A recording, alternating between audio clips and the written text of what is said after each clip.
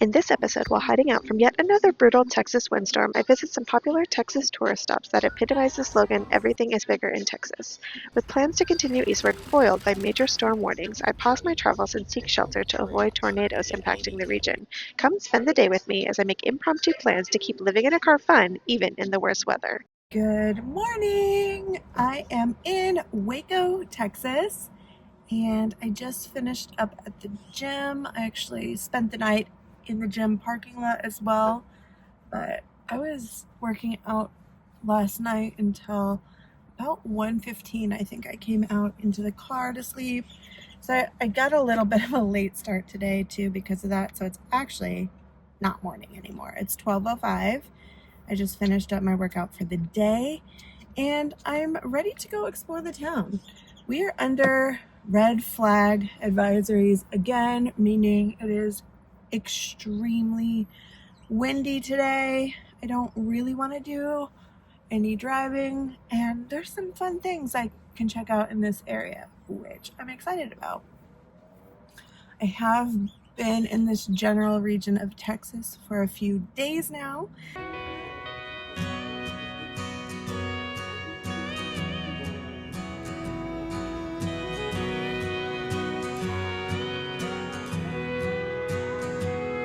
I can feel it coming from 100 miles away, like a freight train dragging me down memory lane. She comes strolling in and rolling through my hometown like a dust cloud, a tears faced as it blows. I was visiting with a dear friend of mine who actually has appeared on this channel many times, but many years ago. And I was visiting with my friend Katie, for those of you that are OG and may remember.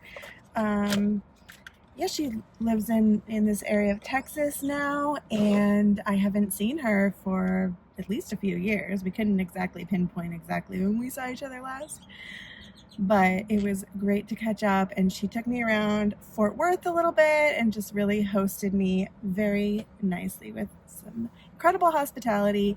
So it was wonderful to sleep in a real bed for a couple of nights, have access to a private bathroom, and also just see her and her family. She's a mother now, so I got to meet her baby, who's almost 1 year old. And yeah, that was just so fulfilling and incredible, but I'm back out on the road. I have some really exciting things on the horizon that I'm excited to get going and doing. And today we are going to be exploring Waco, including a national monument. So I'm gonna finish getting ready and then we're gonna get going. Maybe someday I'll get her to stay. She's as wild as West Texas weather. My first stop for the day was to enjoy a cup of coffee at Magnolia Market at the Silos in Waco, Texas. This is an ultimate destination for home decor, shopping, and southern charm. If you're familiar with the show Fixer Upper featuring Chip and Joanna Gaines, then this iconic spot may be familiar to you. If not, maybe you just recognize the style of goods from Target. There's a beautifully curated market, a sprawling lawn perfect for relaxing, and mouth-watering treats from Magnolia Bakery, as well as local food trucks. She can make a million gray sky fade away into a sunny day. She comes and goes like the rain. That's one thing that won't ever change. She's as wild as West Texas weather. Can't pin her down, hold her back. Gotta pray for God to bring her back. I wait for forever. Maybe one day we'll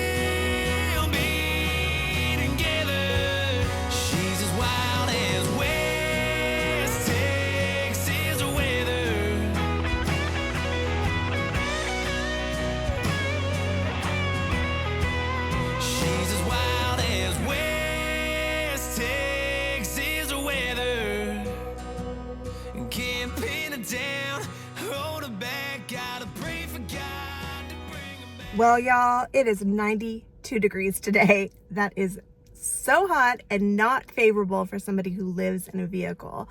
So I've got a national monument that I want to check out here, National Historic Site. We'll figure out what it is. It was just a few miles down the road. I thought it looked interesting. We're going to check that out.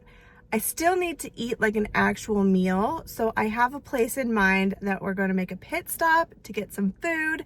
And then I got to figure out a place to go where it's not so hot, because this is not sustainable. But let's go check this out first. Just outside Waco, Texas, lies a prehistoric treasure, Waco Mammoth National Monument, home to the only known nursery herd of Columbian mammoths in the world. Discovered by happenstance in 1978, this site holds the remains of at least 24 mammoths, including females and juveniles, who were likely trapped by a sudden, devastating flood over 60,000 years ago.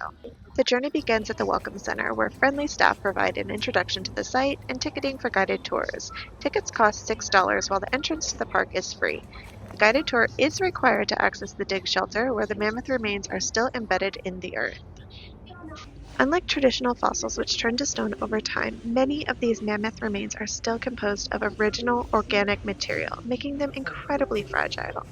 Archaeologists face immense challenges extracting the bones, as they lack the mineralization that typically preserves fossils. To prevent deterioration, they use delicate excavation techniques, applying plaster jackets to stabilize the remains.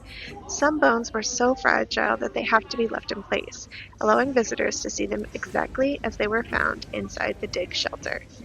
Today, park rangers bring this ancient world to life, sharing the incredible story of the mammoths and the painstaking efforts to preserve their remains. We have found ourselves with another windy, very dusty, icky day here in Texas. The ranger at the National Monument said that the summer and the winter are fighting each other, and it results in these winds, and I like the way she put it. Speaking of the ranger, the National Monument there was really cool to see the Columbian mammoths. I wasn't aware of that particular species of mammoth. I was aware of woolly mammoths, but the Columbian mammoths were nearly twice the weight. They're about 14 feet in height, and it was really cool to see the actual fossils in that active dig site. And that area was discovered in 1978. It took about a decade for them to work through the first dig site, and that active dig site now is phase 2 of digging, and they've only had a paleontologist there since 2020. So they've been learning a lot more in the last 5 years than they did previously, because they were assigned a paleontologist, of which there are only 8 working in the national park system. So that was a super cool experience. I met some kind people from Houston who actually bought my entry ticket for me. It was very nice of them. I hope it's not obnoxious that I mention things like that, but I just want to communicate my appreciation, but also just remind everyone that there are so many very kind people in the world. I mean, so many of my viewers are very kind, always leaving nice comments and supporting the channel in other ways, and I'm very appreciative of that. And I also am regularly running into very kind people out here in the real world as well, and just want to mention that as part of the journey, because I know that there's often a lot of fear associated with this lifestyle and how scary and dangerous the world can be, but it also is just very beautiful.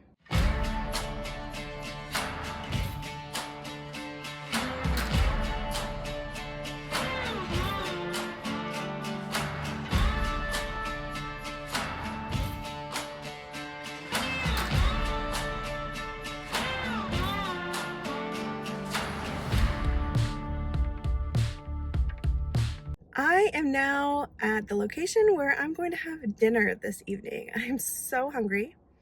I actually have only had like that savory croissant and a coffee today. It is past 5:30, and I've come to a very convenient location for dinner, and a very Texas location. In fact, I have seen billboards for this place as far as Western Colorado. And I guess advertising works because here I am at Buc-ee's and I'm going to go have a brisket sandwich for dinner among maybe some snacks. So let's go check out what this place is all about.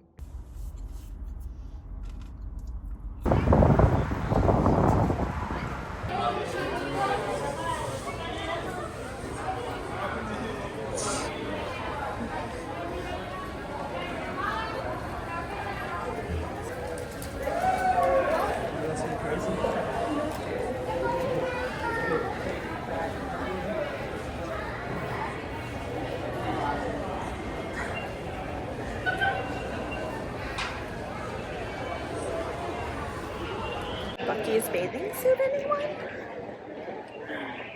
Rush. Oh my goodness.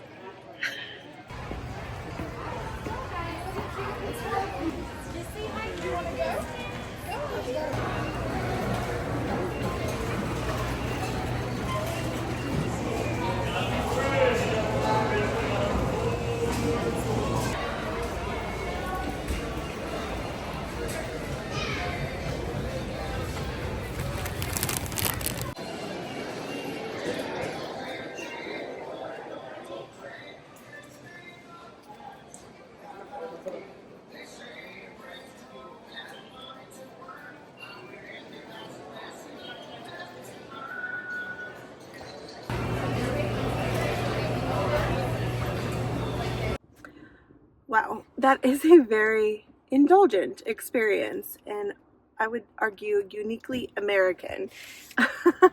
Just so much, so big. Yeah.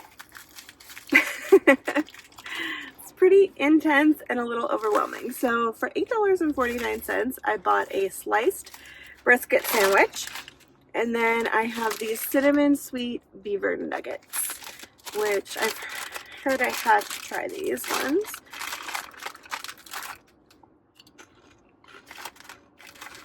Okay.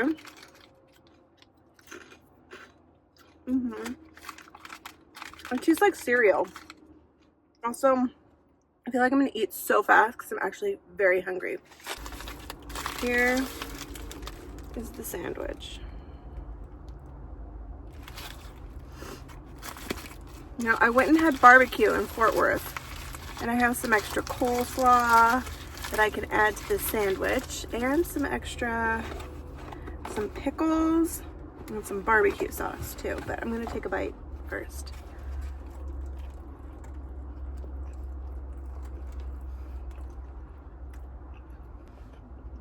Okay.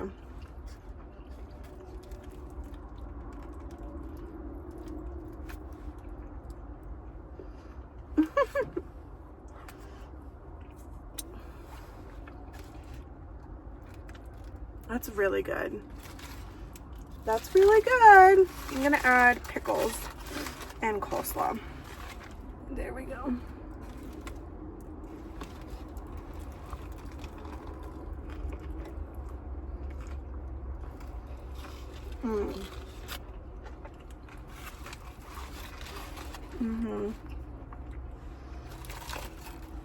Especially adding the tartness of the pickles really does a lot for it.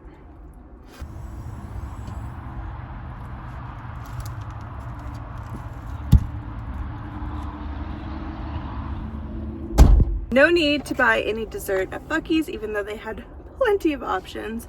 I picked up a sweet treat earlier at the silos, and this is gonna be dessert for tonight.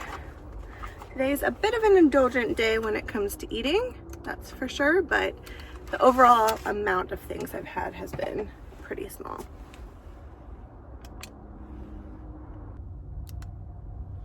A carrot cupcake. And don't mind me breaking out in a sweat here. It's not the meat sweats. I didn't have that much. It's just really hot. And I quickly have to decide what it is that I'm going to do, where I'm going to go, and how I'm going to manage this, because it's too hot. This is too hot to be out on the road.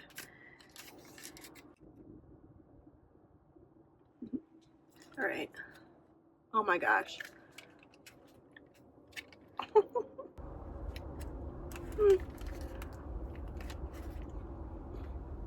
It was literally so hot that the phone just shut off and told me it needed to cool off. So this is where we're at with the cupcake. The cream cheese frosting is really good. The cake doesn't really taste like carrot. It tastes like a walnut cake. This is also all I'm gonna eat for today. I'll save this in the little box that it came in. Cute. I know the general direction I want to be headed in. I know where my next destination is, but I don't know where I'm sleeping tonight. On the way there somewhere. I think the overnight low will be like 65 degrees. So for me, that's like okay to sleep in. I definitely sleep better if it's colder, but at least it's going to cool off enough for me to be able to sleep. And I think tomorrow will be another really warm day, and I think it does cool off for a little bit, but I have to keep my eye on that 10-day forecast.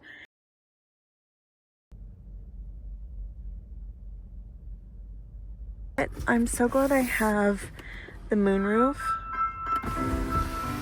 My bad. Okay, I'm just gonna open it a bit and let's see. Turn it on.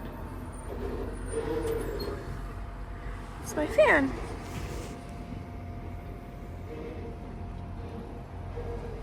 And I have it plugged into the Buc-ee station that's up here.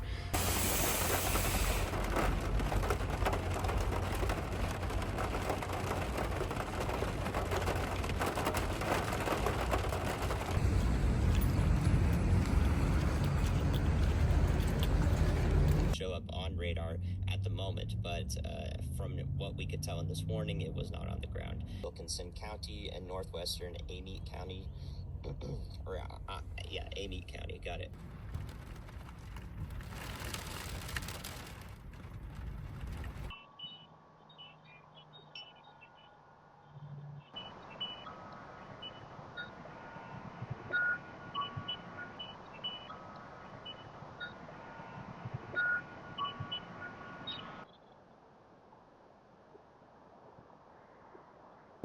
I'm actually stopped at a picnic area off the Highway 20 here in Texas, and it is not the next day, it is the day after. Yesterday, some wild weather came through the southeast that unfortunately cost some people their lives.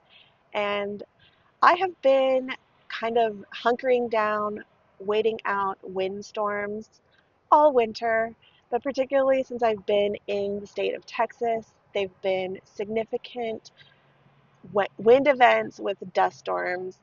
That did affect parts of northern Texas to the extent that there were highway pileups and some, I think, 40 cars involved in that.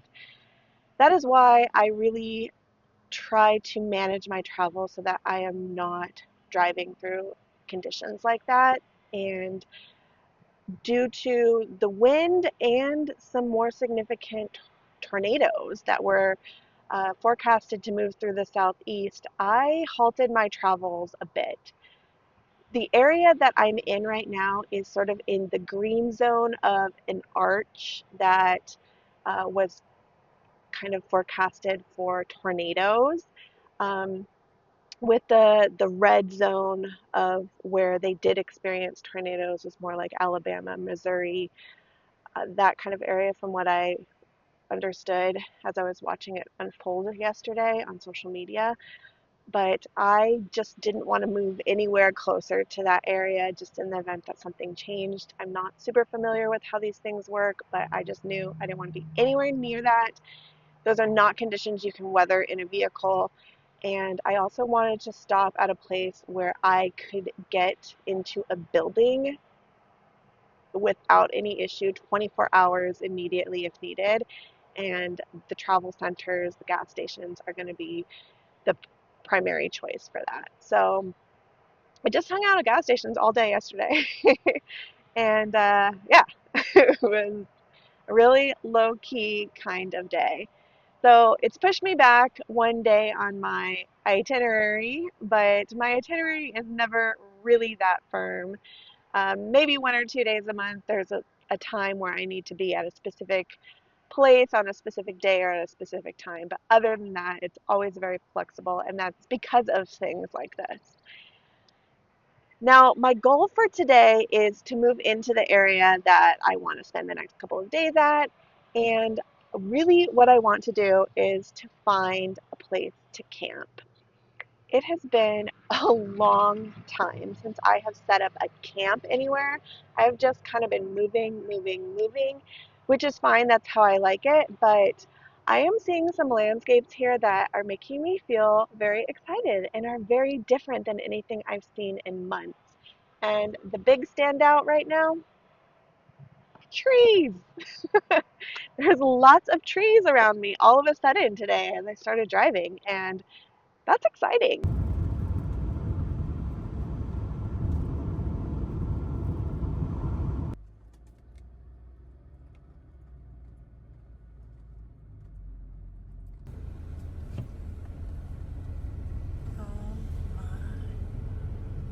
Alright, I have found a really cool place to camp for the next 2 nights, and I haven't camped in so long, so I'm so excited.